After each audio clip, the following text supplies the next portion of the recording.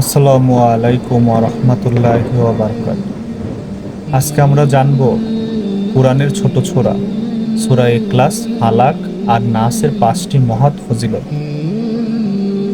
1, রাসূল সাল্লাল্লাহু আলাইহি ওয়াসাল্লাম বলেছেন, এই 3 সূরা পড়লে মানুষ সব অশুভ থেকে আল্লাহর হেফাজতে থাকে। ফজিলত নাম্বার 2, রাতে ঘুমানোর আগে 3 কুল পরে শরীরের উপর ফু দিলে সারা রাত আল্লাহর পক্ষ থেকে রক্ষা পাওয়া যায়। সহিহ বুখারী। 3, প্রতিদিন সকালে ও সন্ধ্যায় 3 কুল পড়লে জাদু, নজর ও শয়তানের কুমন্ত্রণা থেকে মুক্তি মেলে।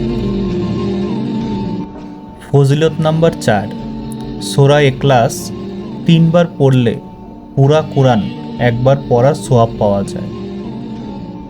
ফজিলত নাম্বার 5, 3 কুল পড়া হলো আল্লাহর কাছে আশ্রয় চাওয়া সহজ আমল।